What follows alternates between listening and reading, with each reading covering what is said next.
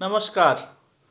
हम अर्थ संग्रह ग्रंथ का अनुशीलन कर रहे हैं। यह आचार्य लोगाक्षी भास्कर प्रणीत पूर्व मीमांसा शास्त्र का प्रकरण ग्रंथ है, जिसमें सरलतया जैमिनीय सिद्धांतों में प्रवेश, जैमिनीय सिद्धांत, जैमिनीय पूर्व मीमांसा शास्त्र में प्रवेश हेतु शास्त्र संग्रह किया गया है, सिद्धांत संग्रह किया गया है। इसी क्रम में अपनी पिछली कक्षाओं में हमने शास्त्रारंभ के अंतर्गत आचार्य जैमिनी का प्रतिज्ञा सूत्र अथातो धर्म जिज्ञासा, इसके पदों का विचार किया था। पुनः धर्म जो हमारा धर्म विचार जो हमारा विषय है प्रकृत शास्त्र का, उस धर्म के लक्षण की भी मीमांसा की गई थी, उस लक्षण का भी विचार किया गया था। वेद प्रतिपाद्य प्रयोजनवत् अर्थो धर्म, यह लक्षण, इस लक्षण के प्रत्येक पद का विचार किया गया था कि कहाँ कहाँ अतिव्याप्ति रोकने के लिए किस प्रकार से पदों का संयोजन किया गया है लक्षण में। तो उद्देश्य के बाद लक्षण, लक्षण के बाद फिर हमने परीक्षा भी की थी कि वह लक्षण घटित होता है कि नहीं प्रकृत लक्ष्य में, धर्म में। ऐसा करते हुए हमने इसके प्रमुख जो जिज्ञास्य, प्रमुख जो विषय है कि वेद वाक्य करते क्या हैं, वेद वाक्य का विचार करना है, अर्थात फल, दृष्ट फल, अर्थ ज्ञान है वाक्यों का। तो वेदार्थ परिज्ञान किस प्रकार से होता है, तो वेद वाक्य क्या करते हैं। तो शास्त्रकार ने कहा कि वेद वाक्य फल का उद्देश्य करके, स्वर्ग आदि प्रयोजन का उद्देश्य करके, याग आदि रूप जो कर्म है, क्रिया है, उसका विधान यजमान के प्रति, पुरुष के प्रति करती, पुरुष के प्रति विधान होता है विधि वाक्यों के माध्यम से। फल का उद्देश्य करके, फल का संकेत करके, उस फल की प्राप्ति के लिए करण रूप याग आदि जो क्रिया है उसका ही विधान इन वाक्यों से, विधि वाक्य के द्वारा किया जाता है। अतः याग आदि को ही धर्म कहा गया है, याग आदि ही धर्म रूप है। तो धर्म का स्वरूप याग रूप है। इसका लक्षण वेद प्रतिपाद्य प्रयोजनवत् अर्थ रूप होता है धर्म। और यह किस प्रकार से लक्षण लक्षित होता है, घटित होता है, इसको बताने के लिए आचार्य कहते हैं कि वेद वाक्य जो है, विधि वाक्य जो है, वो पुरुष के प्रति विधान करती है, विधि वाक्य विधान करता है क्रिया, याग आदि क्रिया का, यज्ञ का। क्यों विधान होता है, तो फल की प्राप्ति करवाने के लिए, फल प्राप्ति हेतु यह विधान होता है।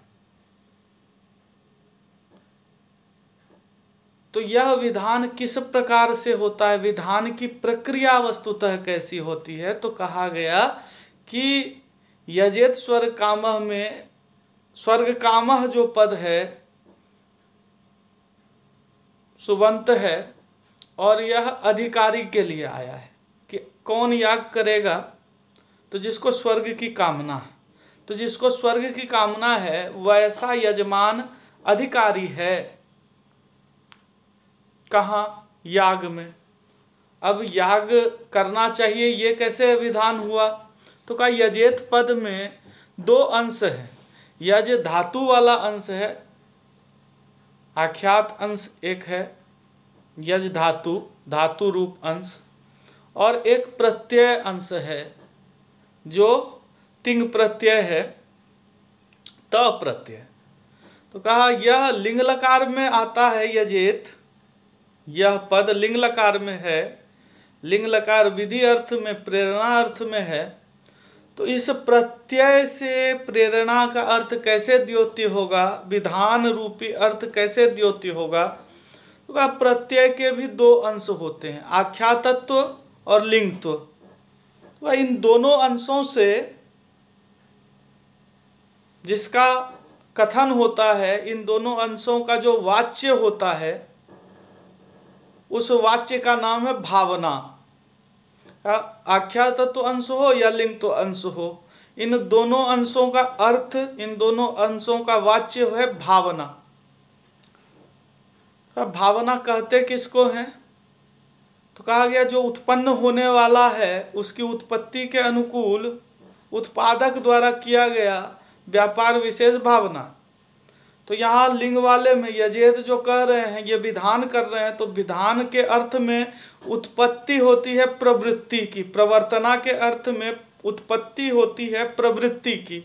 तो भवितु भवनानुकूलो भावयितु व्यापार विशेषः भावना नाम। तो कहा यहाँ भविता है प्रवृत्ति, तो प्रवृत्ति की उत्पत्ति में भविता का, प्रवृत्ति का उत्पत्ति के अनुकूल, प्रवृत्त होने के अनुकूल भावयिता का, प्रवर्तक का व्यापार विशेष ही भावना है। और यह दो प्रकार की होती है, शाब्दी भावना और आर्थी भावना।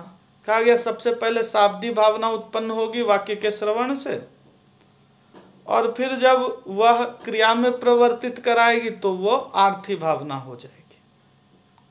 इन दोनों का संबंध भी है, इस पे हमने विस्तार से विचार कर लिया है कि शाब्दी भावना शब्द को सुनकर उत्पन्न हो जाती है और आर्थी भावना शाब्दी भावना के माध्यम से उत्पन्न होती है। फिर हमने ये भी कहा था कि हम अगर एक ही जो हमारे भावना का लक्षण बताया गया है उसके अगर दो अंश कर लें तो दोनों अंशों से दोनों प्रकार की भावना का बोध होने लग जाएगा। भवितु भवनानुकूलः व्यापार विशेषः और भावयितु व्यापार विशेषः। भविता का होने के अनुकूल जो व्यापार हुआ और भावयिता ने क्रिया विषयक जो व्यापार किया, ये दोनों से क्रमशः शाब्दी भावना और आर्थी भावना द्योत्य होती। हमने यह भी बताया था कि शाब्दी भावना प्रत्यय के लिंग तो अंश से बोध्य होती है, वाच्य होती है, और आर्थी भावना उसी प्रत्यय के आख्यात अंश से, आख्यातत्व से, आख्यात अंश से आर्थी भावना कही जाती है और लिंग तो अंश से शाब्दी भावना कही जाती है। ये एक ही प्रत्यय के दो अंशों से कहे जाते हैं। अब हम आगे देखते हैं कि शाब्दी भावना का स्वरूप क्या है, शाब्दी भावना किस प्रकार से प्रवर्तित करती है, क्यों इसे शाब्दी भावना कहा गया है, और इसके भी अंश हैं, इसके भी भाग हैं, इसके भी सहायक इत्यादि हैं। तो किन अंशों में इसको बांटा गया है, यह हम आज देखेंगे। शाब्दी भावना और आर्थी भावना का स्वरूप, इसका, इसके भेद और इसमें किस प्रकार से प्रवृत्ति कराने की क्षमता होती। आचार्य ने यहाँ कहा उभाभ्याम अपि अंशाभ्याम भावना एव उच्यते, भावना नाम भवितु भवनानुकूलो भावयितु व्यापार विशेष साद्विधा शाब्दी भावना आर्थी भावना चेति। अब आगे शाब्दी भावना का स्वरूप बताते हैं। तत्र पुरुष प्रवृत्ति अनुकूलो भावयितु व्यापार विशेषः शाब्दी भावना। देखिए एकदम स्पष्ट कहा है। भावना सामान्य का क्या लक्षण था? भवितु भवनानुकूलो भावयितु व्यापार विशेष। तो भावयितु व्यापार विशेष यहाँ पर बिल्कुल वहीं से उठा के रख लिया। अब क्या भावयितु व्यापार विशेष में अलग है? तो कहा पुरुष प्रवृत्ति अनुकूल भावयितु व्यापार विशेष।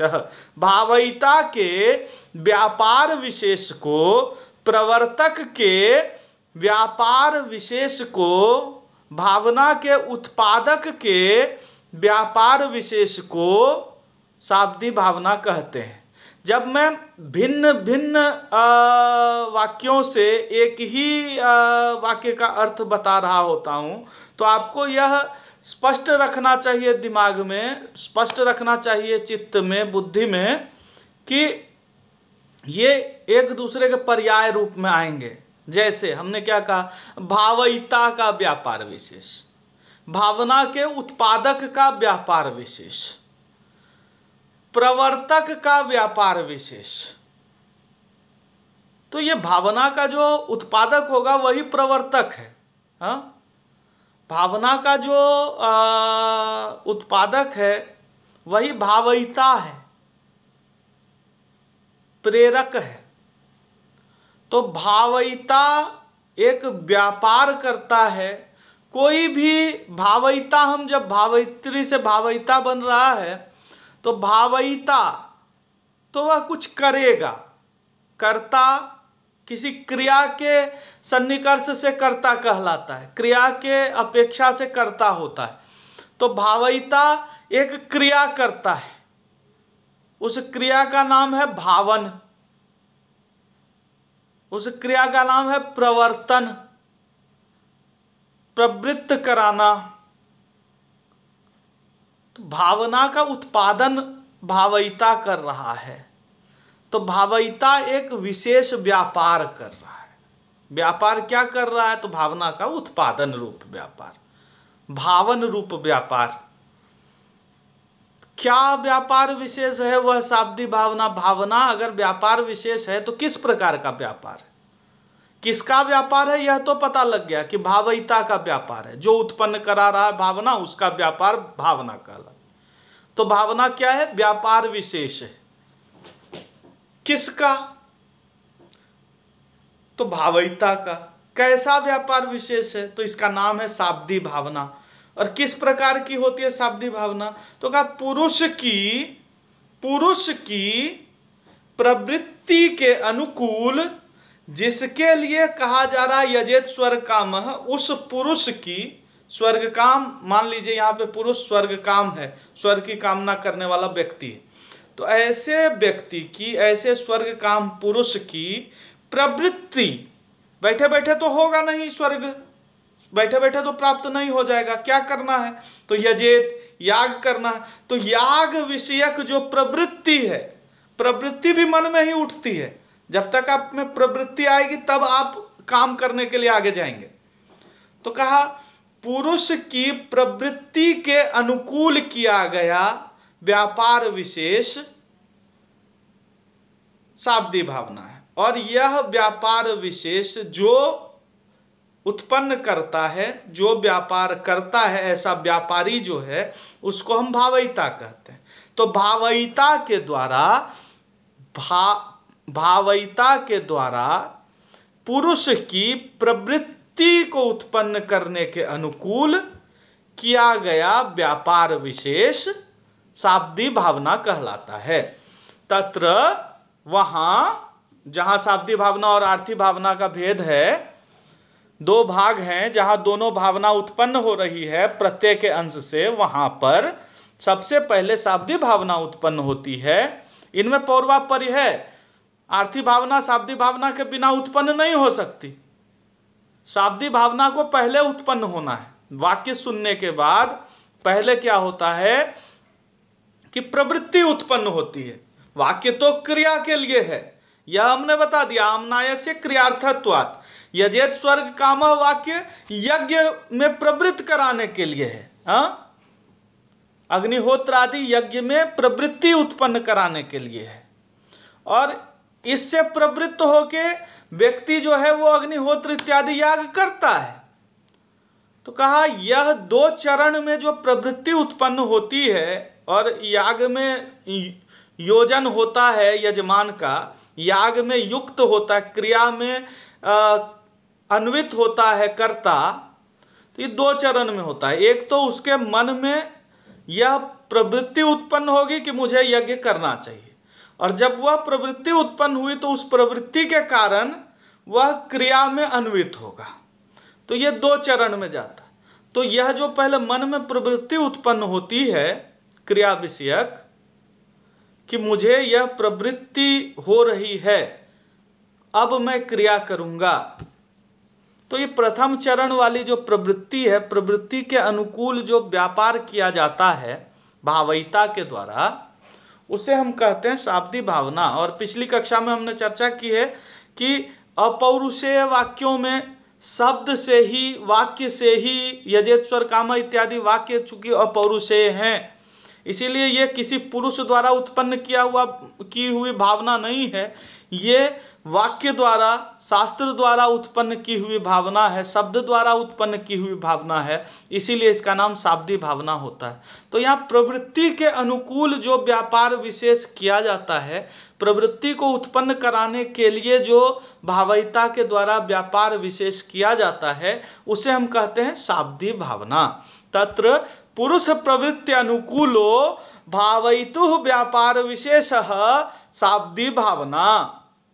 तो शाब्दिक भावना पुरुष की प्रवृत्ति के अनुकूल किया गया, पुरुष की प्रवृत्ति के लिए, पुरुष की प्रवृत्ति को उत्पन्न कराने के लिए किया गया, उसकी अनुकूलता के लिए, प्रवृत्ति अनुकूल हो जाए, मतलब अनुकूलतया प्रवृत्त हो जाए, यज्ञ के प्रति प्रवृत्त हो जाए, उसकी बुद्धि जो है यज्ञ के लिए अनुकूल हो जाए, यज्ञ हेतु प्रवर्तना उसकी बुद्धि में आए, उत्पन्न हो, प्रवृत्ति उत्पन्न हो, यह जो व्यापार, इस प्रवृत्ति के अनुकूल जो व्यापार किया जाता है, प्रवृत्ति को उत्पन्न कराने के लिए जो व्यापार किया जाता है भावयिता के द्वारा, और यहाँ भावयिता है यही वाक्य, यजेत स्वर काम में यजेत, तो भावयिता के द्वारा, शब्द के द्वारा जो व्यापार विशेष किया जाता है, संपादित किया जाता है। यहाँ शब्द का संपादक कौन है, भावयिता कौन है, वही यजेत रूपी पद है, शब्द है। तो उस यजेत शब्द के द्वारा सुनने वाले पुरुष के मन में जो प्रवृत्ति उत्पन्न होती है, उस प्रवृत्ति के अनुकूल, उस प्रवृत्ति को उत्पन्न कराने के लिए जो व्यापार किया जाता है, उसे ही कहते हैं शाब्दिक भावना। मतलब शाब्दिक भावना है क्या, यजेत पद को सुनकर यजमान के अंदर, पुरुष के अंदर, ऋत्विक के अंदर जो प्रवृत्ति का भाव उत्पन्न हुआ, तो इसी उत्पत्ति वाले भाव को, व्यापार को शाब्दिक भावना कहते हैं। कि मैंने जब यजेत सुना तो मुझे लगा कि इस वाक्य से मुझे यज्ञ में प्रवृत्त कराने की भावना की जा रही है, यज्ञ में प्रवृत्त कराने का व्यापार यह वाक्य कर रहा है। क्यों? क्योंकि इसके साथ फलश्रुति भी है कि मुझे स्वर्ग मिलेगा, तो स्वर्ग की इच्छा से मैं अधिकारी बना, और यह वाक्य मुझे स्वर्ग रूपी फल बताकर यज्ञ रूपी क्रिया के लिए प्रवृत्त करता है। तो मेरे मन में प्रवृत्ति उत्पन्न होती है, जो उत्पन्न हो रही है प्रवृत्ति, वही भावना है। तो भावना उत्पन्न कराना इस वाक्य के द्वारा हुआ है वह कार्य, भावना को उत्पन्न कराने का व्यापार, प्रवृत्ति को उत्पन्न कराने का व्यापार, इसीलिए वाक्य कहलाता है भावयिता, शब्द कहलाता है भावयिता। तो शब्द के माध्यम से यज्ञ आदि में प्रवृत्ति को उत्पन्न कराने के अनुकूल किया गया व्यापार शाब्दिक भावना कहलाता है। तो पुरुष प्रवृत्ति अनुकूलो भावयितु व्यापार विशेषः शाब्दिक भावना।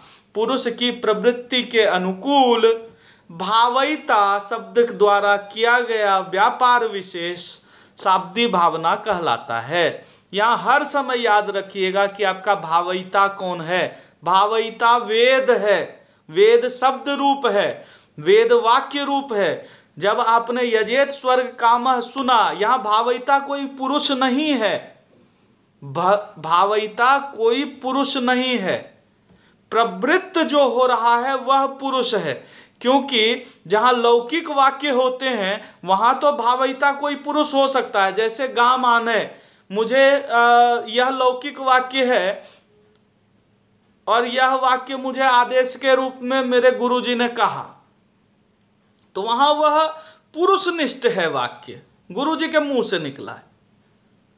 लेकिन ये जो वेद है, ये वेद अपौरुषेय हैं।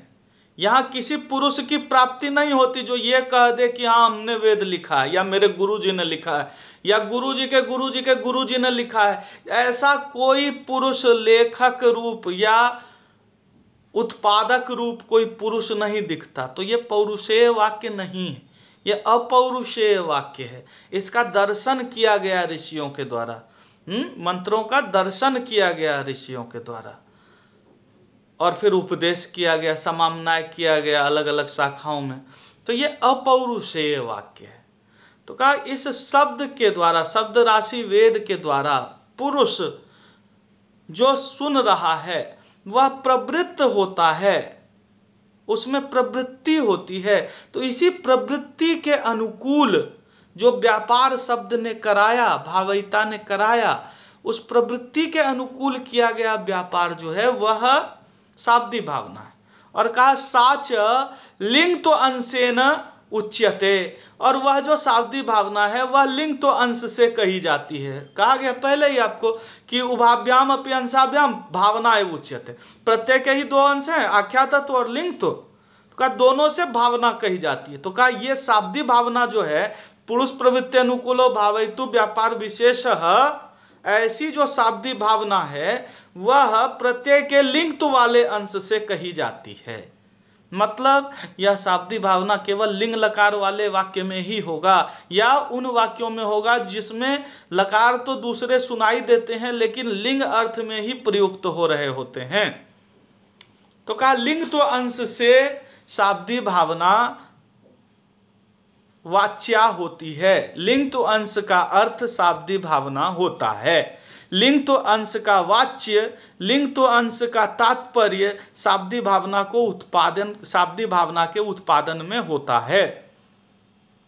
कहा कैसे? तो कहा लिंग श्रवणे, जैसे हम प्रत्यय के ही हिसाब से लकार के ही आधार पर तो हम भिन्न भिन्न काल इत्यादि का बोध करते, या भिन्न भिन्न विवक्षा का हमें जो है पता कि वह वक्ता किस अर्थ में बोल रहा है, यह पता तो लकार के आधार पर ही लगता है कि जब लंग लकार में कहा जाएगा तो वो सामान्य भूत हो जाएगा, जब लिट लकार में कहा जाएगा तो सामान्य भविष्य हो जाएगा, लट लकार में कहा जाए तो वर्तमान काल में हो जाएगा। इसी प्रकार लिंग लकार में कहा जाए तो प्रेरणार्थ हो जाए।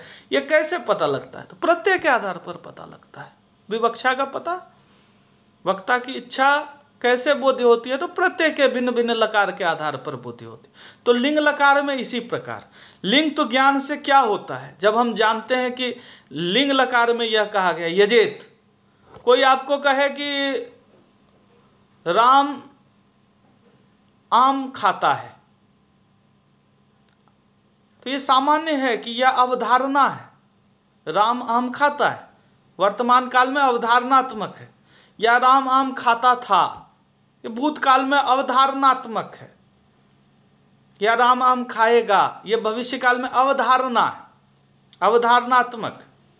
लेकिन यदि कोई कहे कि राम आम खाओ, तो यह पता लगेगा कि यह खाओ कह रहा है या राम आम खाए कह रहा है। तो इसका अर्थ यह आदेश कर रहा है, विधान कर रहा है। हाँ, इसीलिए विधान में जो वाक्य प्रयुक्त होते हैं, विधि का बोध कराने के लिए जो वाक्य प्रवृत्त होते हैं, वहाँ लिंग लकार होता है। जब शासन का आदेश आता है तो यह स्वरूप होता है कि प्रत्येक व्यक्ति इस आदेश का पालन करे। जैसे अभी समय चल रहा है महामारी का, कोरोना का, तो शासन का आदेश आता है कि कोई भी घर से बाहर ना निकले, हर व्यक्ति स्वच्छता का पालन करे, हर व्यक्ति अपने हाथों को संक्रमण से मुक्त करता रहे। तो ये रहे, करे इत्यादि जो प्रयोग हुए, ये रहता है करता है से अलग है। इसको सुन के जब हम यह सुनते हैं कि सभी अपने घर में रहें, तो हमें लगता है कि ये हमें प्रवर्तित कर रहे हैं अपने घर में रहने के लिए, क्योंकि यहाँ लिंग लकार में सुना जाता है कि सर्वे जनाः गृहे एव तिष्ठेयुः कोपि बहिः न आगच्छेत्। तो ये लिंग श्रवण से क्या होता है, तो यही कह रहे हैं लिंग श्रवणे, लिंग के श्रवण से, लिंग लकार सुनकर, क्यों लिंग तो अंश से शाब्दिक भावना होती है, क्यों लिंग तो अंश से पुरुष के प्रवृत्ति के अनुकूल भावना होती है, तो कहा लिंग श्रवण होने से बोध क्या होता है, तो कहा अयम माम प्रवर्तयति, जो बोल रहा है, जो भावयिता है, वह मुझे माम, अयम, अयम भावयिता, यह जो भावयिता है, माम मुझे, प्रवर्तयति प्रवर्तित कर रहा है, प्रेरित कर रहा है, यह मेरे अंदर प्रवर्तना उत्पन्न करा रहा है, प्रवृत्ति उत्पन्न करा रहा है, भावना उत्पन्न करा रहा है। और मत प्रवृत्ति अनुकूलो व्यापार, मत प्रवृत्ति अनुकूल व्यापारवान अयम, मेरी प्रवृत्ति के अनुकूल। अब देखिए भवितु भवनानुकूलः, प्रवृत्ति के अनुकूल, मेरी प्रवृत्ति के अनुकूल, व्यापारवान, व्यापार वाला, अयम भावयिता, अयम पुरुषः, अथवा अयम शब्दः, जहां पुरुष नहीं है वहां पुरुष के अभाव में शब्द ही प्रवर्तक है। तो मत प्रवृत्ति अनुकूलो व्यापारवान अयम शब्दः, मेरी प्रवृत्ति के अनुकूल व्यापारवान यह शब्द है। पुरुष मैं हूं, मत पुरुष, मेरी प्रवृत्ति, पुरुष प्रवृत्ति अनुकूलः, मत प्रवृत्ति अनुकूलः, व्यापारवान भावयितुः व्यापारः, स एव व्यापार यस्य अस्ति स व्यापारवान, वह व्यापार जिसका है, भावयिता का व्यापार, तो भावयिता व्यापार वाला है, व्यापारवान है। कहाँ, तो मत प्रवृत्ति अनुकूल, जो सुन रहा है उसकी प्रवृत्ति के अनुकूल, पुरुष प्रवृत्ति अनुकूल, तो मत प्रवृत्ति अनुकूलो व्यापारवान अयम, मेरी प्रवृत्ति के अनुकूल व्यापार उत्पन्न कराने वाला, व्यापार वाला यह व्यक्ति है। तो व्यापार कैसा है, मेरी प्रवृत्ति रूप व्यापार है, भावना रूप व्यापार है, प्रवृत्ति ही भावना है यहां पर। तो कहा मेरी प्रवृत्ति के अनुकूल, पुरुष प्रवृत्ति अनुकूलः, भावयितुः व्यापार विशेषः, भावयिता का व्यापार विशेष, तो मत प्रवृत्ति अनुकूल व्यापारवान अयम, यह बोध कैसे होता है, का लिंग श्रवणात्, का लिंग श्रवणे, लिंग श्रवण करके, लिंग लकार में जब हमने यजेत सुना तो हमें यह पता लगा कि यह मुझे याग के लिए प्रवृत्त कर रहा है, याग के प्रति या याग विषयनी मेरी जो प्रवृत्ति है उसको उत्पन्न कराने वाले व्यापार से युक्त यह पुरुष है या यह शब्द है। तो लिंग श्रवणे अयम माम प्रवर्तयति, लिंग के श्रवण से यह मुझे प्रवर्तित करता है, यह मुझे प्रवर्तित कर रहा है, अथवा मेरी प्रवृत्ति के अनुकूल यह व्यापार वाला है, ऐसा इति नियमेन प्रतीतेः, नियमतः ऐसी प्रतीति होती है। ऐसी प्रतीति होने के कारण यह लिंग अंश से शाब्दिक भावना वाच्य होती है। लिंग श्रवण से यह मुझे प्रवर्तित कर रहा है अथवा मेरी प्रवृत्ति के अनुकूल व्यापार वाला यह है, ऐसा नियमतः प्रतीत होता है। देखिए लकार से उसके अर्थ का बोध होना यह नियम है। यदि आपने लट लकार में प्रयोग किया तो वहाँ वर्तमान काल में क्रिया का बोध होगा, यही नियम है। लट लकार में प्रयोग होने से लंग लकार का बोध नहीं होने लग जाता है। वर्तमान काल में यदि क्रिया प्रयुक्त हुई है तो वो वर्तमान काल का बोध कराती है, वह आसन्न भूत या हेतु मद भूत का प्रयोग नहीं कराती, उसके लिए अलग लकार है। और यदि यहाँ वेद में जो है एक विशेष आधार ले लेते हैं हम, कुछ लकारों में लट लकार आता है, तो फिर होता है कि लट लकार में है जैसे अग्निहोत्र ददनाजु होती, ददनाजु होती लट लकार में है, ये कैसे प्रवृत्त कराए? वेद में है, इसीलिए वहां लट में भी लिंग का अर्थ लेना पड़ेगा। लेकिन लिंग का अर्थ लेना पड़ेगा, जब तक हम लिंग लकार का अर्थ नहीं लेते तब तक जो है प्रवृत्ति उसका वाच्य प्रवृत्ति नहीं हो पाएगा, अर्थात प्रवृत्ति रूप अर्थ नहीं निकलेगा उससे। तो प्रवृत्ति लिंग लकार से ही पता लगती है, लिंग श्रवण से ही पता लगती है, वह भी जब हमें यह ज्ञान हो कि यह शब्द लिंग लकार में है। इसीलिए तो कहा गया ना कि आपको सांग वेद अध्ययन करना चाहिए, आपको यह पता हो जाना चाहिए कि वेद के साथ साथ व्याकरण भी जानना जरूरी है, क्योंकि वो भी वेदांग है। जब आप व्याकरण इत्यादि पढ़ लेते हैं तो आपको क्या पता लगता है? तो आपको पता लगता है कि शब्द किस लकार में है, किस लिंग में है, किस विभक्ति में, किस वचन में है। तो इसको हम लिंगादि का ज्ञान कहते हैं। तो लिंग के श्रवण से यह मुझे प्रवर्तित कर रहा है, जो भी सुन रहे हैं, वाक्य सुन रहे हैं तो वाक्य प्रवर्तित कर रहा है, शब्द सुन रहे हैं तो शब्द प्रवर्तित कर रहा है। तो अयम माम प्रवर्तयति, यहाँ तो वाक्य है, यजेत स्वर काम, उसमें भी यजेत पद है। तो कहा अयम माम प्रवर्तयति, स्वर्ग काम जो व्यक्ति होगा, स्वर्ग की कामना करने वाला जो व्यक्ति होगा, उसको यह नियमतः प्रतीत होगा लिंग सुनकर कि यजेत पद लिंग लकार में है, अतः यह जो शब्द है, यह जो वेद है, यह मुझे प्रवर्तित कर रहा है, मेरी प्रवृत्ति के अनुकूल व्यापार वाला यह शब्द है। अर्थात भावना इस शब्द में है, शाब्दी भावना है इस शब्द में। वह शाब्दी भावना कैसी है? तो व्यापार रूपा है। किस प्रकार का व्यापार है?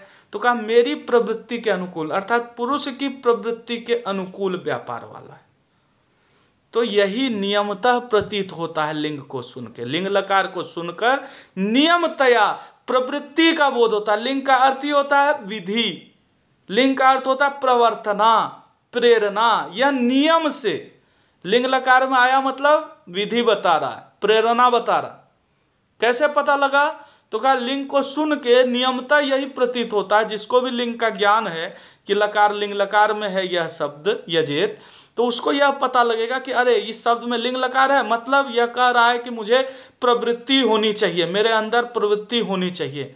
तो मेरे अंदर मुझे प्रवृत्त कराने वाली जो प्रवृत्ति है, उस प्रवृत्ति के अनुकूल व्यापार करने वाला यह शब्द है। तो इस शब्द के सुनने से मेरे अंदर प्रवृत्ति उत्पन्न हुई है, इसीलिए यह मेरा प्रवर्तक है, यही वाक्य मेरा प्रवर्तक है। तो कहा इति नियमेन प्रतीते, यह नियमतया प्रतीति होती है। अब कहा यह नियम किस प्रकार का है? तो कहा यत यस्मात् शब्दात् नियमतः प्रतीयते तस्य वाच्यम। ये देखिए मीमांसा का सिद्धांत है कि कहा कि नियमतः जिस शब्द से जो अर्थ निकलता है वही अर्थ उस शब्द का वाच्य होता है। मीमांसक प्रधान रूप से अभिधावादी होते हैं, मुख्यार्थवादी होते हैं, साक्षात संकेतित अर्थ वाले होते हैं। तो कहा साक्षात संकेतित क्या अर्थ होता है किसी शब्द का? तो कहा जो उससे नियमतः प्रतीत होता है, जिस नियम के आधार पे वह शब्द निबंधित है। क्या नियम है? कि लट लकार से वर्तमान काल में बोध होगा, यह नियम है। तो अगर गच्छति कहेंगे तो वर्तमान कालिक गमन क्रिया का बोध हो रहा है। इसी प्रकार अगच्छत कहेंगे तो भूतकालिक गमन क्रिया आ रहा है, और गच्छेत कहेंगे तो विधि रूप गमन क्रिया, गमन रूप विधि, प्रवर्तन, ऐसी क्रिया का बोध होगा। तो कहा यत यस्मात् शब्दात् नियमतः प्रतीयते, जो जिस शब्द से नियमतः प्रतीत होता है वही उस शब्द का वाच्य होता है। तस्य वाच्यम। यहां लिंग श्रवण से नियमतः किसकी प्रतीति हो रही है? प्रवृत्ति की, भावना की। तो कहा लिंग का वाच्य भावना है, यजेत का वाच्य है याग विषयिनी भावना, यही नियम है। यत यत यत यस्मात् शब्दात् नियमतः प्रतीयते, जो जिस शब्द से नियम पूर्वक प्रतीत होता है, तस्य वाच्यम, वही जो प्रतीत हो रहा है अर्थ वह उस शब्द का वाच्यार्थ होता है। जैसे उदाहरण दिया, यह भी मीमांसा का सिद्धांत है। गाम आनय, एक वाक्य है गाम आनय, गो शब्द है, गौ शब्द है, द्वितीया एक वचन है और आनयन की क्रिया है लिंग लकार में है। गाम आनय, गाम आनय, यह यहां पर दो पद हैं। एक पद है गाम, गाम पद सुबंत है, आनय पद तिङंत है। एक तिङंत पद होने से यह वाक्य है। यह तो आपको स्पष्ट बताया। देखिए इसी प्रकार से वाक्य तोड़ते हैं और इसी प्रकार से अर्थ लेते हैं मीमांसा के आधार पे। तो कहा यहां पे अब इन पदों का क्या अर्थ निकलेगा, इनका वाच्य क्या है। तो कहा गाम जब कहा है तो यहां पे क्या है, शब्द निकालो। गाम में प्रातिपदिक क्या है, अर्थवान शब्द क्या है, नियतोपस्थितिका प्रातिपदिकम। प्रातिपदिक किसे कहते हैं, जो नियमतः जिसकी उपस्थिति होती है, नियत उपस्थिति जिसकी होती है उसको प्रातिपदिक कहते हैं। अर्थवद धातुर प्रत्यय प्रातिपदिकम का अर्थवान शब्द को प्रातिपदिक कहते हैं, जो धातु भिन्न हो, प्रत्यय भिन्न हो, प्रत्ययांत आदि से भिन्न हो। यही तो कहा है पाणिनि ने। तो कहा अब उसमें हम फिर क्या करते हैं, प्रत्यय इत्यादि का समायोजन करते हैं। या प्रातिपदिका प्रत्यय परश्च इत्यादि के अधिकार से सोजस इत्यादि को लेकर आते हैं। तो अम प्रत्यय जब लगेगा तो गौ शब्द में अम प्रत्यय जब आएगा तो यह गाम बनेगा। गौ गावो गावा, गाम गावो गा। तो कहा यहां द्वितीया एक वचन से यह क्या पता लगता है कि यह कर्म रूप है। ये कैसा है, कर्म रूप है। गौ कर्म है, गौ कर्मक क्रिया का बोध हो रहा है। गौ कर्म है आनयन की क्रिया में। आनय यह शब्द जो है यह तिङंत शब्द है, लिंग लकार में है, मध्यम पुरुष एक वचन में प्रयोग हुआ है, इसीलिए कोई इसका कर्ता त्वम रूपी होगा। तो गाम आने मतलब तुम गाय लाओ। तो जो त्वम है वह पुरुष है, जो आनयन की क्रिया में जिसको निर्देश किया गया है। अच्छा, गाम आनय यह जब लिंग में है, लिंग लकार में प्रयोग है, तो इसमें आनयन की प्रवृत्ति कराई जा रही है, गवानयन में प्रवृत्ति हो रही है। अब देखिए ये लौकिक वाक्य है, ये लौकिक वाक्य है। मैंने कहा अपने शिष्य को या मेरे गुरुजी ने मुझे कहा कि गाम आनय, तो हमने त्वम का अध्याहार कर लिया संकेत से कि मुझे ही कह रहे हैं तो मैं करता हूं। आनयन की क्रिया में कर्ता और प्रयोजक दोनों कौन हो जाएंगे, आनय कहा है ना, ण्यंत है, तो प्रयोजक हो जाएंगे मेरे गुरुजी। भावयिता कौन है, गुरुजी जो बोले, जिन्होंने कहा गाम आनय, वो भावयिता होंगे।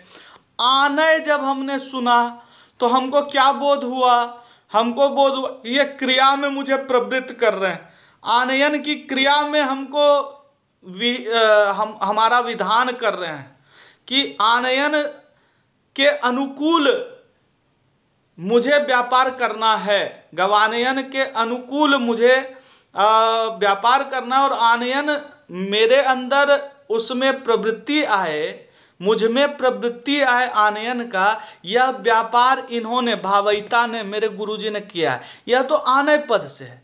तो कहा आनय पद का नियमता यह वाच्य होता है कि आनयन क्रिया में मुझे आदेश दिया जा रहा है, विधान किया जा रहा है। तो मेरे प्रवृत्ति के अनुकूल व्यापारवान कौन है, बोलने वाले, जिन्होंने गाम आनय कहा। अब मैं अर्थ कैसे लूंगा कि मुझे क्या लाना है, तो मैं देखूंगा कि गाम पद जो है वह आनयन क्रिया में कर्म रूप है। क्यों, क्योंकि यहाँ द्वितीया विभक्ति है और एकत्व संख्या एक ही गाय लानी है, क्योंकि प्रथम मध्यम पुरुष एक वचन में वो कहा गया और यह द्वितीया विभक्ति एक वचन में गाम शब्द है। तो मैं गाय ही लेके आऊंगा, मैं घोड़ा लेके तो नहीं आ जाऊंगा जब गुरुजी ने कहा कि गाम आने। गाय ही लेके आऊंगा। कैसे गाय लेके आऊंगा? क्योंकि गौ शब्द में सामर्थ्य है। गौ शब्द का वाच्य क्या है?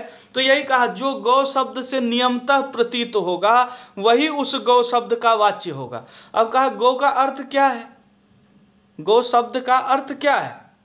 तो मीमांसा का सिद्धांत है कि जाति ही शब्द का अर्थ होती, आकृति या जाति शब्द का अर्थ होता है। तो कहा शब्द अगर गो है तो अर्थ होगा गोत्व, गोत्व जाति।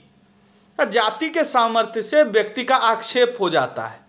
जाति को हम सीधे नहीं उठा सकते, तो जाति से युक्त जो व्यक्ति होगा, गो व्यक्ति, हम जाएंगे और उसको लेते आएंगे। तो इतनी सी क्रिया हुई है। तो कहा गो शब्द से गोत्वम का, जिसकी जो नियमता, जिस शब्द को सुन के जो अर्थ नियमतः प्रतीत होता है वही उस शब्द का वाच्य अर्थ होता है। जैसे गो शब्द से नियमतः प्रतीति गोत्व की होती है। आप लोगों ने थोड़ा बहुत काव्य प्रकाश भी पढ़ा होगा, जहाँ संकेतिता चतुर्भेदः या चतुर्विधः जात्यादि जातिरेव वा कहते हैं कि संकेतित जो अर्थ होता है वह 4 प्रकार का होता है, जाति, आदि या खाली जाति ही। तो यहाँ जाति रेव वा जहाँ कहा है ना, वह मीमांसा का सिद्धांत है कि संकेतित का अर्थ जाति रूप ही होता है, अर्थ जाति रूप ही होता है।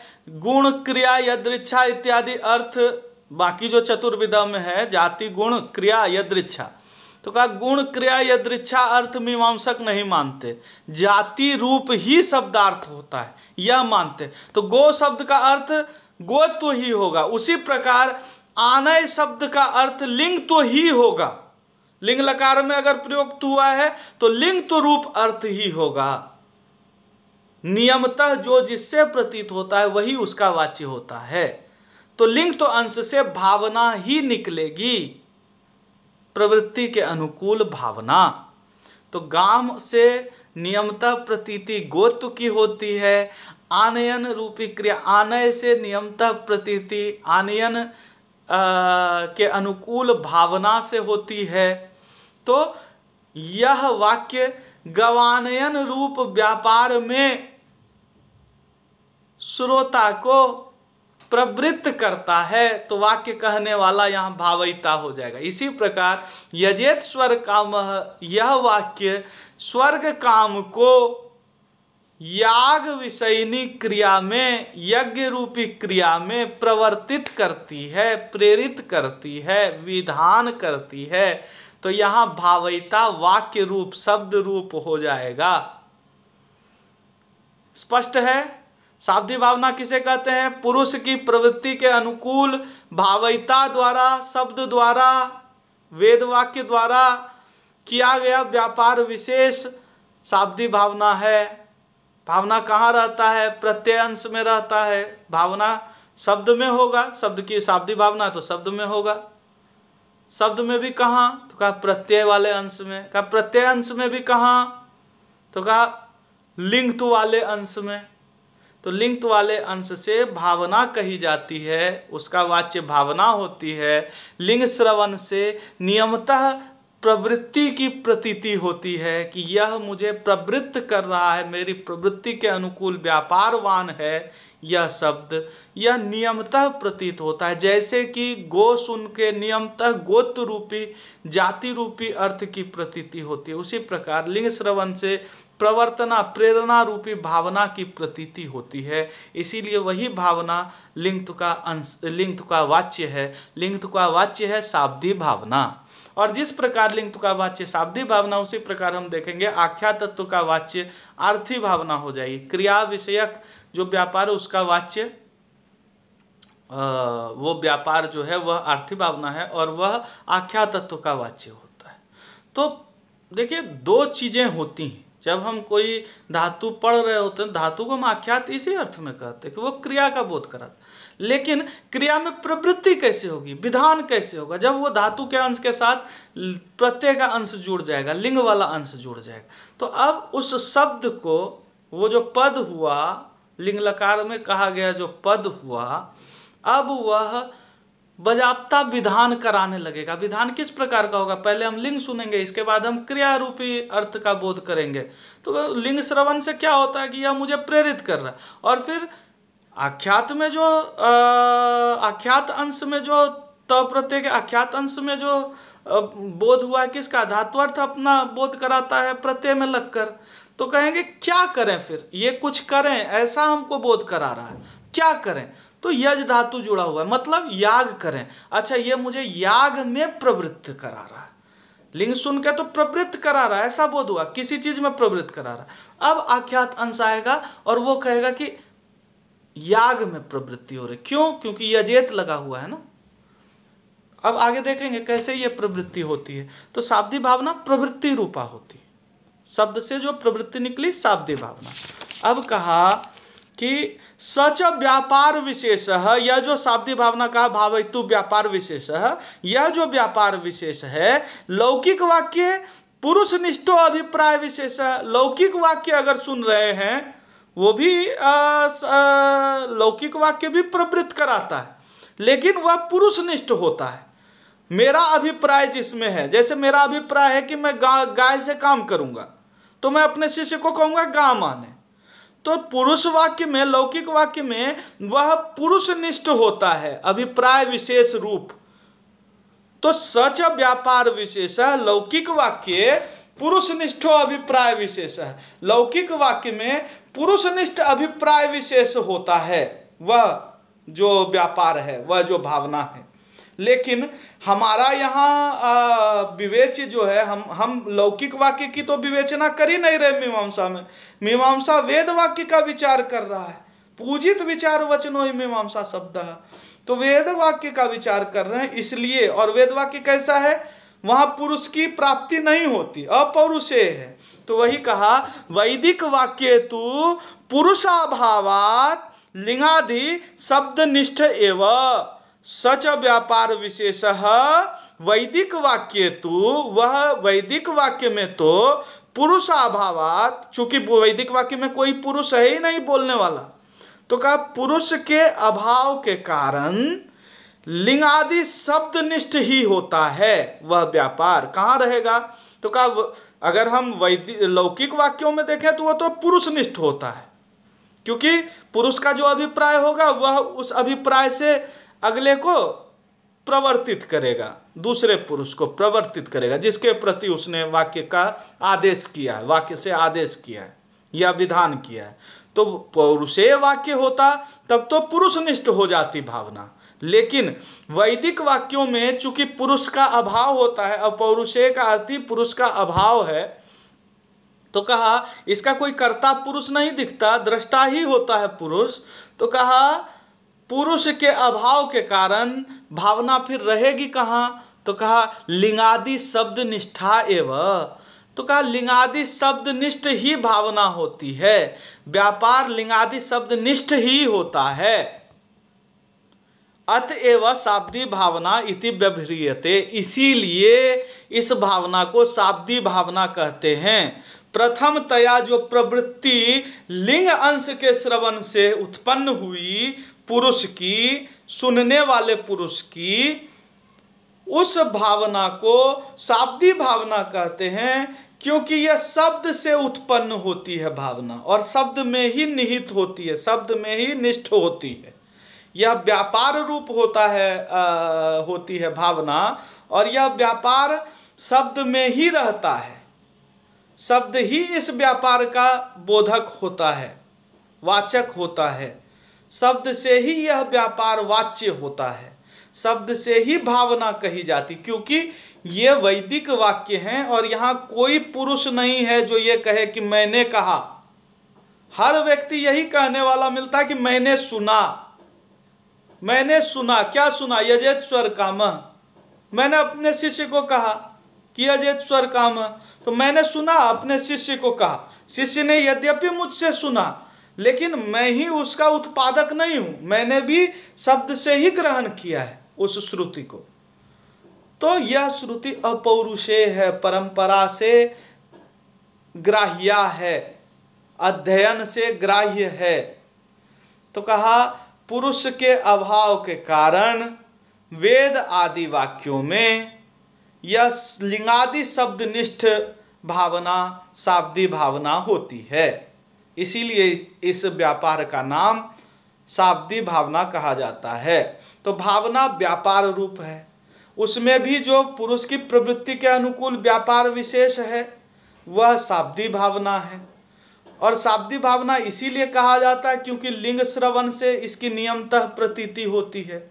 चूंकि कोई पुरुष नहीं है, शब्द से ही भावित होती है यह भावना, इसीलिए इसका नाम शाब्दी है। जो शब्द से निकले वो शाब्दी, अर्थ से जो निकलेगी वो आर्थी। तो का शब्द जान के ही तो हमको अर्थ का पता लगता है, बिना शब्द के तो अर्थ नहीं निकल सकता, इसीलिए शाब्दी भावना पहले रहती ही है। शाब्दी भावना के माध्यम से ही आर्थी भावना निकलती है। तो खैर आर्थी भावना से पहले हम जरा शाब्दी भावना के अंशों को देख लें, हिस्से को देख लें। कहते हैं कि शाब्दी भावना कैसे उत्पन्न होगी, हाँ अब ये बताते हैं, और क्या काम कराएगी। तो कहा साच भावना, वह जो भावना शब्दनिष्ठा भावना थी, वह शब्दनिष्ठ जो व्यापार विशेष है, अंशत्रयम अपेक्षते, इसे 3 अंशों की अपेक्षा होती है अपने स्वरूप संपादन के लिए, अपने कार्य के लिए। इसे 3 अंश की अपेक्षा होती है, आवश्यकता होती है। 3 अंश चाहिए प्रवृत्ति कराने के लिए, पुरुष को प्रवृत्ति के अनुकूल बनाने के लिए जो व्यापार विशेष होता है उसको शाब्दी भावना कहते हैं। यह व्यापार भी 3 अंशों की अपेक्षा रखता है। इस व्यापार के लिए भी 3 अंश होने चाहिए, 3 अंशों की आवश्यकता है। देखिए हम अंश अंश में तोड़ के चले जा रहे हैं। पहले यजेत स्वर कामा कहा था, फिर यजेत को अलग कर लिया, फिर यजेत में भी यज धातु और प्रत्यय को अलग कर लिया, फिर प्रत्यय में भी आख्या तत्व और लिंग को अलग कर लिया, फिर लिंग तो अंश से भी हमने भावना जब देखी तो उसमें भी अब 3 अंश कर दिए। क्या क्या? तो कहा साध्यम साधनम इति कर्तव्यता। साध्य मतलब किस चीज की साधना करनी है, भाव्य क्या है, क्या भावना करनी, किम भावियेत, क्या व्यापार करना है, किम भावियेत, किस चीज की भावना करनी। शाब्दी भावना करनी है, पुरुष की प्रवृत्ति करानी है, लेकिन किस चीज में, किम, उस भावना का साध्य क्या है, लक्ष्य क्या है। दूसरा साधनम, किस साधन के साथ वह अपने लक्ष्य की प्राप्ति कराएगा। पुरुष को प्रवृत्ति के अनुकूल बनाना है तो इसके लिए क्या साधन है, किस साधन की सहायता से शाब्दी भावना अपने साध्य की प्राप्ति करेगी। पहला तो कि शाब्दी भावना होगी क्यों, साध्य क्या है। भावना चूंकि व्यापार है, व्यापार बिना प्रयोजन के व्यापार में प्रवृत्ति नहीं होती, तो कहा उसका प्रयोजन क्या है, शाब्दी भावना का क्या प्रयोजन होगा। दूसरा, अगर प्रयोजन पता लग गया तो उस प्रयोजन की प्राप्ति कैसे कराएंगे। प्रवृत्ति रूपी प्रयोजन है अगर, तो कहा प्रवृत्ति कैसे उत्पन्न कराएगी शाब्दी भावना, साधन क्या है इसका। और साधन का भी जब पता लग गया तो वह साधन कैसे काम करेगा, इति कर्तव्यता, इस प्रकार से काम होना चाहिए, यही बताना इति कर्तव्यता है। तो कथम भावियेत, कैसे, साध्य भी पता लग गया, साधन भी मिल गया है, लेकिन अब इस साधन का जो साधन के द्वारा साध्य का संपादन जो होना है वह कैसे होगा, उसकी प्रविधि क्या होगी, प्रक्रिया क्या होगी, क्या किया जाएगा। ये तो पता है कि साध्य के लिए साधन का प्रयोग किया जाएगा, लेकिन कैसे, तो इति कर्तव्यता, ये अंश है। 3 अंशों की अपेक्षा होती है, साध्य अंश, साधन अंश और इति कर्तव्यता रूप अंश। तो कहा साच भावना अंशत्रयम अपेक्षते, उस भावना को अपना कार्य करने के लिए, मतलब पुरुष को प्रवृत्ति के अनुकूल बनाने के लिए, व्यापार के लिए 3 अंश की अपेक्षा होती है कि साध्य क्या है, साधन क्या है और इति कर्तव्यता उसकी क्या है, हाँ? लक्ष्य क्या है, उस लक्ष्य को प्राप्ति का उपाय क्या है और उस उपाय का प्रकार कैसा है, वो उपाय कैसे किन किन कार्यों से संपादित किया जाएगा। जैसे हम कहते हैं ना कि हमारा लक्ष्य क्या है, साध्य क्या है, पटना जाना, तो ठीक है पटना जाना। साधन क्या है, बस के माध्यम से। फिर कहा इति कर्तव्यता, कैसे जाएंगे बस के माध्यम से, तो फिर कहा कि ऐसे यहाँ से बस स्टैंड जाएंगे पैदल, फिर वहाँ टिकट लेंगे, फिर बस में चढ़ेंगे, जो बस जा रही है उस बस में चढ़ेंगे, फिर उसमें बैठ जाएंगे, फिर वो बस वाला स्टार्ट करेगा, फिर वह गियर लगाएगा और सही रास्ते पे बढ़ाएगा, फिर वह पूरी दूरी तय करेगा, फिर अपनी गाड़ी बंद करेगा, फिर बस का दरवाज़ा खोलेगा, फिर हम उतर जाएंगे और पटना आ जाएंगे। तो ये जो प्रक्रिया है ना, यही इति कर्तव्यता है। तो साध्य है पटना प्राप्ति, पटना जाना, पटना पहुंचना। साधन है बस, और इति कर्तव्यता है ये समस्त प्रक्रिया जो साधन के द्वारा साध्य के संपादन में की गई प्रक्रिया है।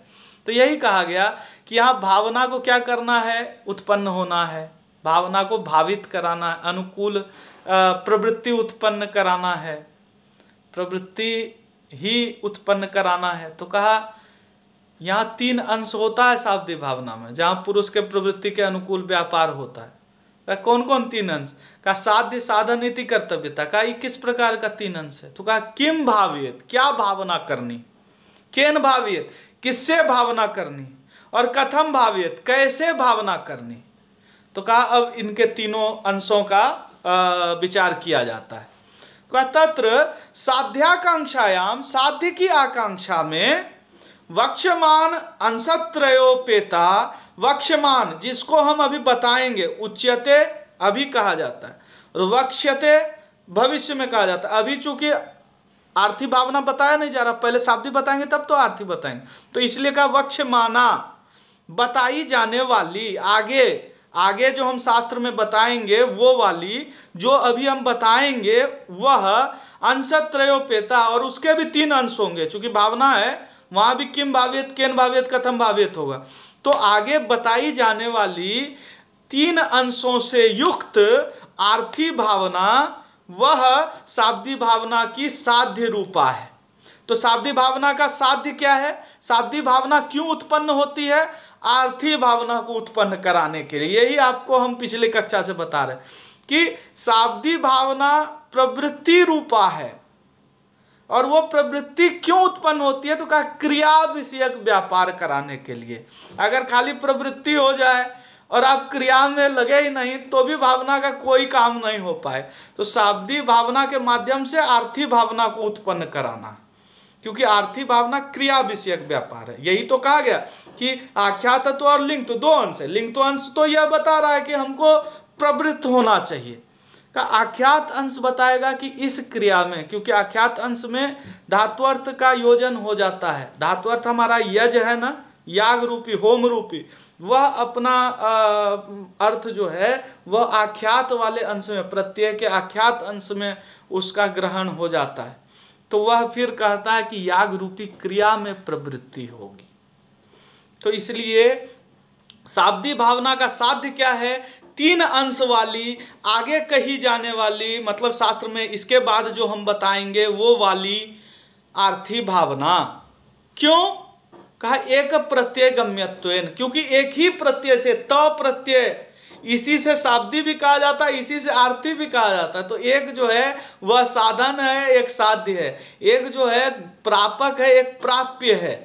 तो एक प्रत्यय गम्यत्वेन, चूंकि एक साथ ही दोनों का बोध हुआ है, एक साथ ही दोनों कही जाती है, एक ही प्रत्यय से यह भी कही जाती वह भी कही जाती, तो यह वाली उसके लिए कही जाती, शाब्दिक भावना आर्थी भावना के लिए कही जाती। यह दोनों का संबंध है, एक प्रत्यय गम्यत्वेन, समान प्रत्यय से दोनों का बोध होने के कारण। और क्या का समानाविधान श्रुते, एक श्रुति, श्रुति के भेद हम आगे देखेंगे। श्रुति क्या है? श्रुति जो भी वाक्य सुन रहे हैं वो श्रुति है। तो कहा समानाविधान श्रुति है, यह बताता है कि दोनों का आपस में संबंध है। शाब्दिक भावना और आर्थी भावना का परस्पर साध्य साधन संबंध है। आर्थी भावना साध्य है, शाब्दिक भावना साधन है, यह संबंध दोनों का है। आर्थी भावना को उत्पन्न कराने के लिए ही शाब्दिक भावना उत्पन्न होती है। का यह कैसे पता लगा? का समानाभिधान श्रुति है, श्रुति में एक साथ दोनों का अभिधान किया गया है, एक ही प्रत्यय से दोनों कहे गए हैं। अभिधान जो हुआ है, वाच्य दोनों एक ही अंश से हैं, इसलिए अब आगे कहते हैं, इसमें पूर्व पक्षी कह सकते हैं कि फिर तो समानाभिधान श्रुति में संख्या का भी अंगत्व होना चाहिए, कि यजेत में एकत्व रूपी एक संख्या है, वह भी वाच्य हो जाएगी फिर तो। और क्या? तो कहा संख्या आदि, संख्या है, लिंग है, वचन है, तो कहा ये सब भी क्या वाच्य हो जाएंगे, ये सब भी साध्य हो जाएंगे? तो कहा नहीं, वो सब साध्य नहीं हो सकते। क्यों नहीं हो सकते? तो कहा उसमें योग्यता नहीं है साध्य बनने की, भावना में ही योग्यता है साध्य बनने की, क्योंकि एकत्व संख्या तो सिद्ध संख्या है, उसको सिद्ध करने की जरूरत नहीं है, वो तो स्वतः सिद्ध है। इसी प्रकार पुरुष विभक्ति इत्यादि की योग्यता नहीं है क्रिया में प्रवृत्त कराने की। योग्यता किसमें है क्रिया में प्रवृत्ति की? तो कहा आर्थी भावना में, इसीलिए आर्थी भावना साध्य रूप है।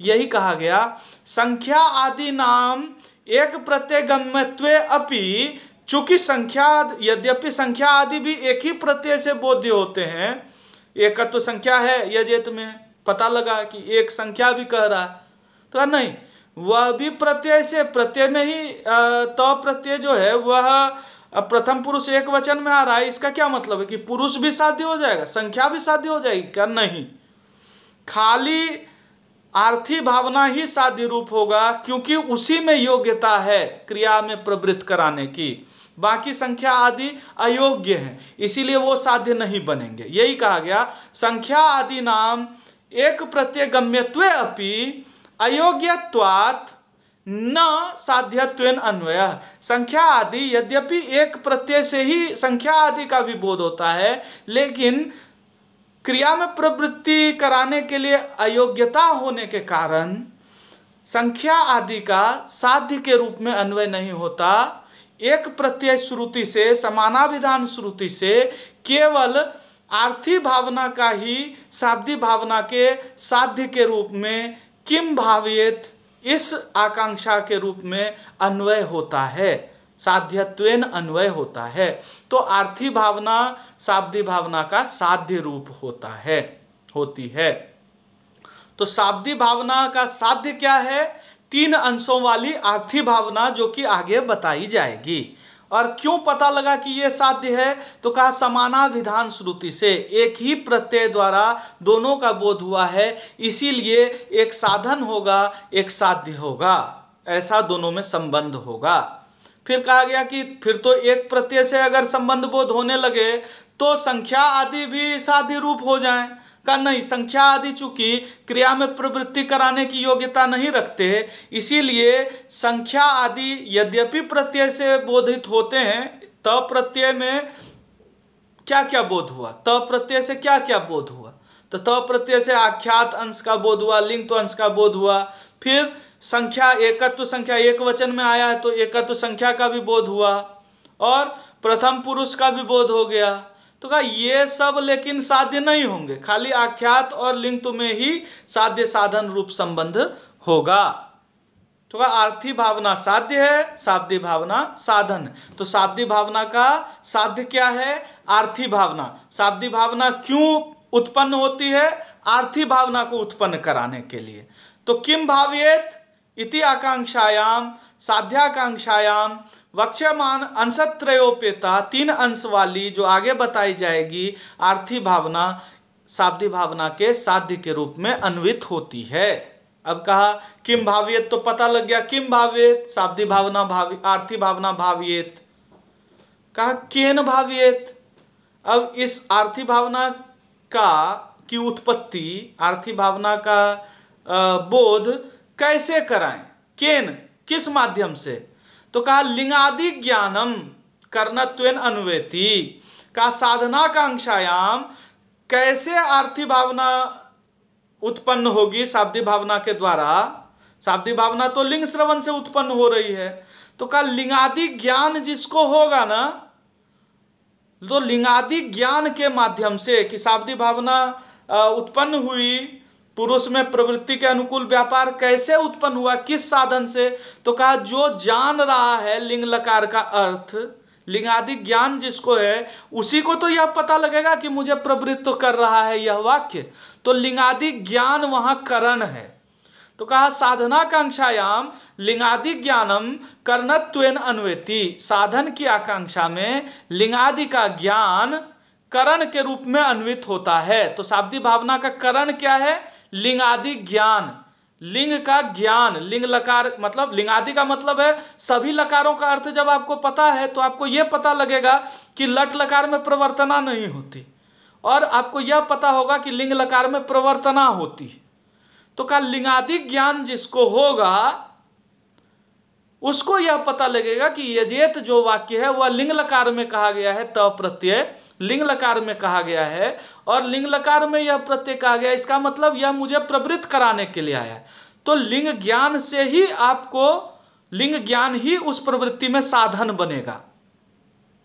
तो लिंगादि ज्ञानम कर्णत्वेन अन्वेति, तो लिंग का ज्ञान जिसको है उसको इस वाक्य के श्रवण से क्या होगा कि यह मुझे प्रवृत्त करा रहा है ऐसा पता लगेगा, भावना उत्पन्न होगी, और फिर वो भावना क्या करेगी, चूंकि यज धातु साथ में है इसलिए वो भावना याग के प्रति उन्मुख कराएगी, याग में प्रवृत्ति कराएगी। तो शाब्दिक भावना आर्थिक भावना के तरफ लेके जाएगी।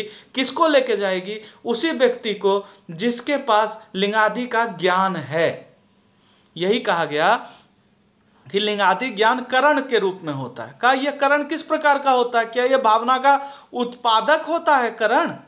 दो चीजें होती हैं, एक तो है कि क्या लिंगादि ज्ञान से भावना उत्पन्न होती है, का नहीं, भावना शब्द से उत्पन्न होती है, लिंग शब्द से भावना उत्पन्न होती है। लिंग लकार में जो शब्द कहा गया वही उत्पादक है, तो शब्द उत्पादक है, लिंगादि ज्ञान उत्पादक नहीं है। उत्पत्ति शब्द के द्वारा होती है, इसीलिए उसको शाब्दिक भावना कहते हैं, ज्ञानी भावना नहीं कहते। तो कहा लिंगादि ज्ञान करण है लेकिन उत्पादक करण नहीं है, प्रकाशक करण है।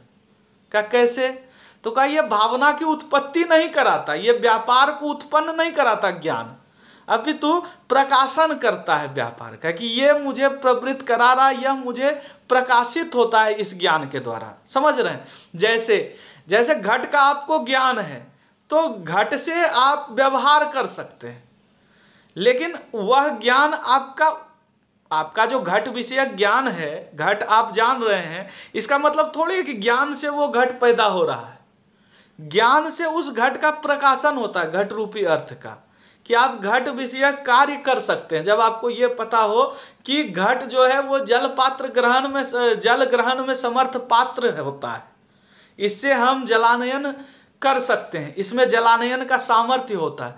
तो घट का ज्ञान, घट रूपी पदार्थ का ज्ञान, उसमें प्रकाशक होता है उसके स्वरूप का, उसका उत्पादक नहीं होता। इसी प्रकार ये लिंगादि ज्ञान रूपी जो करण है ये भावना का उत्पादक नहीं है, ये भावना का प्रकाशक है। प्रकाशक होना भी बहुत बड़ी बात होती है। जैसे घट रखा हुआ, आप जानते ही नहीं कि इसमें पानी लाया जाता है, तो आप जलानयन क्रिया कर नहीं पाएंगे। इसी प्रकार वाक्य पढ़ा हुआ है यजेश्वर काम, लेकिन आप जानते ही नहीं कि ये लिंग लकार में क्या काम होता है। लिंग लकार का मतलब प्रवृत्ति, प्रेरणा होता है, ये आप नहीं जान रहे, तो वाक्य पढ़ते हुए भी आपसे कोई काम नहीं हो पाएगा, आप यज्ञ में प्रवृत्त नहीं हो पाएंगे। तो इसी प्रकार, इसीलिए यह प्रकाशक करण है, उत्पादक करण नहीं है। एक एक चीज बहुत सूक्ष्मता से समझिए, यही मीमांसा के सिद्धांत, इसीलिए इसको प्रकरण कहा गया कि यह शास्त्र कार्यांतरे स्थित है, ये शास्त्र में दूर तक स्थित है, ये प्रविधि बताता पूरे मीमांसा की। तो कहा लिंगादि ज्ञान करण रूप है, शाब्दिक भावना का साधकतम है, सबसे बड़ा सहायक है। शाब्दिक भावना अपना जो प्रयोजन है आर्थिक भावना की उत्पत्ति, उसकी संपूर्ति में, उसको प्राप्त करने में, साध्य की सिद्धि में सबसे अधिक सहायक होता है लिंग का ज्ञान। कहा लेकिन यह लिंग का जो ज्ञान है यह भावना की उत्पत्ति नहीं कराता, भावना का प्रकाशन कराता है। मुझे यह पता लगता है कि यह मुझे प्रेरित कर रहा है। ठीक है, तो तस्य करणत्वम न भावना उत्पादकत्वेन, भावना के उत्पादक के रूप में उसका करणत्व नहीं है लिंगादि ज्ञान का शाब्दी भावना में, अपितु क्यों नहीं है भावना का उत्पादक के रूप में इसका करणत्व क्यों नहीं है? क्योंकि तत्पूर्वम अपि तस्याह शब्दे सत्वात्, का तत्पूर्वम अपि भावना जो उत्पन्न हुई उसके पहले भी लिंगादि ज्ञान रूपी करण, लिंगादि ज्ञान रूपी अस्तित्व, उस शब्द में उसकी शक्ति तो थी ही। मुझे शब्द से अर्थ का ज्ञान हुआ तभी शब्द में अर्थ आया, ऐसा तो नहीं है। शब्द के साथ अर्थ का नित्य संबंध होता है। घट रूपी शब्द के साथ, घट शब्द के साथ घट अर्थ का, घटत्व अर्थ का नित्य संबंध है। मैं उसको जानूं या ना जानूं, मेरे जानने से घट घट नहीं होता। घट अपने संबंध, घटत्व के संबंध से घट घट होता है। ना गौहु स्वरूपेण गौहु नापि अगौहु गोत्वाभिसंबंधात् तु गौहु, का गो स्वरूप से न तो गौ हो जाता न तो अगौ हो जाता है। गोत्व से संबंध होने का कारण गौ व्यक्ति को गौ व्यक्ति कहा जाता है। तो घट में घटत्व रूपी अर्थ घट के ज्ञान से पहले भी विद्यमान था। इसी प्रकार शब्द में भावना रूपी जो अर्थ है वह शब्द के साथ ही विद्यमान है। और शब्द नित्य होता है तो भावना भी नित्य होती है। तो शब्द का अर्थ भावना है, अर्थ और शब्द का नित्य संबंध होता है। तो अर्थ ज्ञान से पहले भी शब्द में अर्थ का सामर्थ्य रहता है अर्थ ज्ञान कराने का। तो इसलिए इसको कोई उत्पादक करण नहीं कहा जाता, क्योंकि तत्पूर्वम अपि, ज्ञान होने से पहले भी, लिंगादि ज्ञान के पहले भी, तस्याह भावनायाह, भावना का शब्दे, उस शब्द में, यजेत शब्द में, सत्वात्, उसका सत्व होता है। उसका सत्व होने के कारण, उसका अस्तित्व होने के कारण, तो भावना में, भावना का शब्द में नित्य अस्तित्व होने के कारण भावना का उत्पादक नहीं होता लिंगादि ज्ञान। तब किस प्रकार का करण होता है? तो कहा किंतु शब्द भावना भाव्य निर्वर्तकत्वेन, शब्द का जो भावना है, शब्द का जो व्यापार है, उससे जो भाव्य है आर्थी भावना, उसका जो साध्य है आर्थी भावना, उसकी सिद्धि कराने में सहायक होने के कारण, निर्वर्तक प्रकाशक होने के कारण ही लिंगादि ज्ञान करण रूप होता है। तो शाब्दी भावना का साधन, शाब्दी भावना का साध्य क्या है? 3 अंश वाली आर्थी भावना। किम भाव्येत? आर्थी भावना भाव्येत। केन भाव्येत? लिंगादि ज्ञानेन भाव्येत। साधन क्या है? लिंगादि ज्ञान। और इति कर्तव्यता, कैसे वह भावना होगी, किस प्रकार से? लिंगादि ज्ञान के माध्यम से प्रवर्तना, व्यापार रूपी क्रिया कैसे संपादित होगी? तो कहा इति कर्तव्यता आकांक्षायाम, इति कर्तव्यता, कैसे यह भावना उत्पन्न हो, इस आकांक्षा में अर्थवाद ज्ञाप्य प्राशस्त्यम इति कर्तव्यतात्वेन अन्वेति। कहा अर्थवाद वाक्य द्वारा ज्ञाप्य, अर्थवाद कहते हैं वाक्य का एक प्रकार है अर्थवाद। 5 प्रकार के वाक्य होते हैं ना, विधि, मंत्र, नामधेय, निषेध और अर्थवाद। तो 5वां जो अर्थवाद है उसको कहते हैं प्राशस्त्य निंदा अन्यतर परम वाक्यम। या तो प्राशस्त्य, अच्छे काम का की प्रशंसा बताने वाला वेद वाक्य, और बुरे काम की निंदा बताने वाला वेद वाक्य, इसको कहते हैं हम अर्थवाद वाक्य। तो कहा गया कि अर्थवाद वाक्य का काम क्या है? तो कहा अच्छे क्रिया में प्रवृत्ति कराना। हाँ, जिसके लिए विधि हुई है उसमें प्रवृत्त करा देना, और बुरे काम से निवृत्ति कराना। तो कहा जिसके लिए निषेध कहा गया है उससे निवृत्ति कराना। तो यहाँ प्रवर्तना है ना क्रिया का अर्थ, इसीलिए लक्षणा से भागत त्याग लक्षणा करते हैं, जहद अजहद लक्षणा।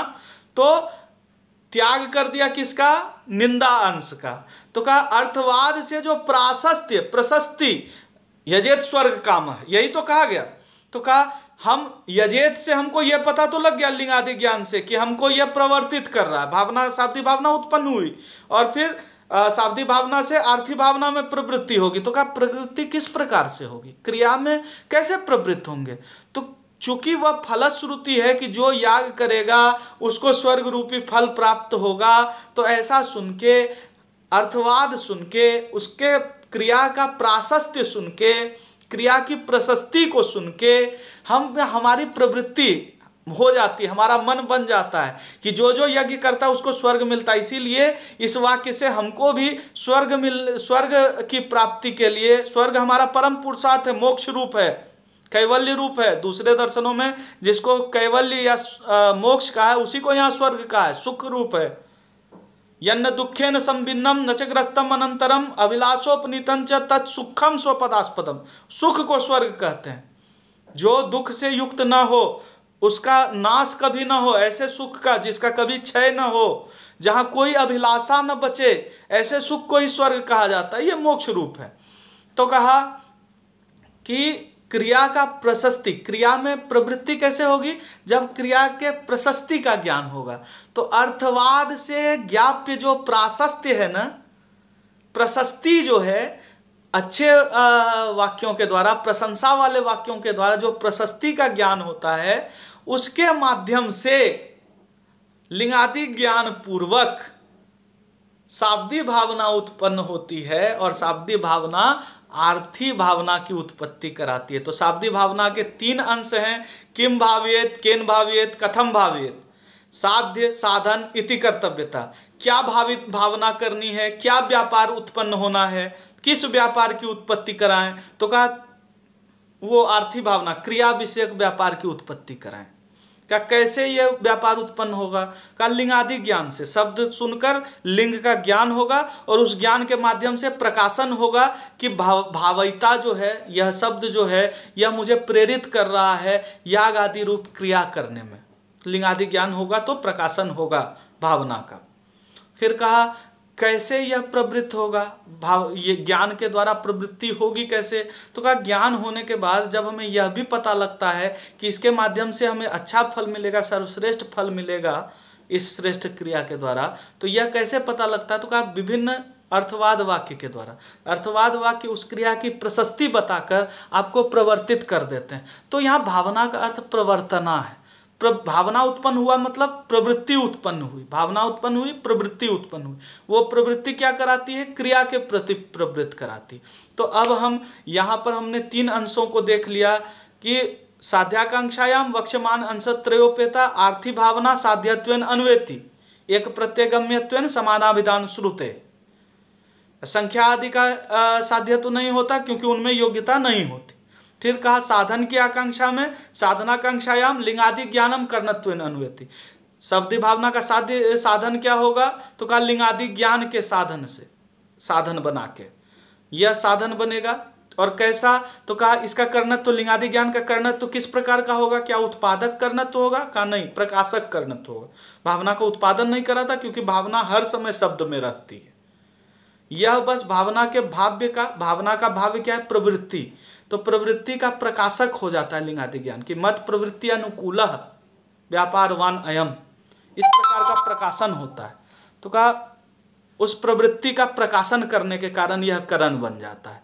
तस्य कर्णत्वम न भावना उत्पादकत्वेन तत्पूर्वम अपि तस्या शब्दे सत्वात् किंतु शब्द भावना भाव्य, शब्द की भावना से, शाब्दी भावना से जो भाव्य है, उसका जो साध्य है आर्थी भावना, उसके निर्वर्तक होने के कारण, प्रवृत्ति के निर्वर्तक होने के कारण, उसके प्रकाशक होने के कारण लिंगादि ज्ञान करण बनता है शाब्दी भावना का। और अब हुआ इति कर्तव्यता, प्रक्रिया क्या होगी? तो कहा अर्थवाद से ज्ञाप्य जो प्राशस्त्य होता है, प्रशंसा होती है, अर्थवाद वाक्य से जिसका बोध होता है प्रशंसा का, तत्त क्रिया का, याग आदि क्रिया की जो प्रशस्ति अर्थवाद वाक्य बताता है, उससे यह प्रेरणा उत्पन्न होती है कि मैं भी क्रिया करूं। तो ये 3 अंश हैं। अब कहा इन 3 अंशों से यह क्या करता है? तो शाब्दी भावना आर्थी भावना की उत्पत्ति कराती है। तो इस प्रकार से हमने भावना को देखने के बाद भावना का जो लिंग तो अंश, भावना का जो एक भेद है जो प्रत्येक लिंग तो अंश से कहा जाता है शाब्दिक भावना, पुरुष के अभाव में लौकिक वाक्य नहीं हम विचार कर रहे, वैदिक वाक्य विचार कर रहे हैं। और वैदिक वाक्य में कोई पुरुष होता नहीं है, शब्द से ही भावना होती है, शब्द ही भावयिता होता है, वेद वाक्य ही भावयिता होता है, इसीलिए उसको हम कहते हैं शाब्दिक भावना। और उस शाब्दिक भावना के भी 3 अंश होते हैं, साध्य साधन इति कर्तव्यता। साध्य होती है, शाब्दिक भावना का साध्य है 3 अंश वाली आर्थी भावना। तो शाब्दिक भावना का साध्य है आर्थी भावना। शाब्दिक भावना क्यों उत्पन्न होती है? आर्थी भावना को उत्पन्न कराने के लिए। और साधन क्या है? शाब्दिक भावना का उपकारक क्या है? शाब्दिक भावना का सहायक कौन है? तो कहा लिंगादि ज्ञान के माध्यम से शाब्दिक भावना उत्पन्न होती है। लिंग का ज्ञान जब होता है तब हमको यह प्रेरणा उत्पन्न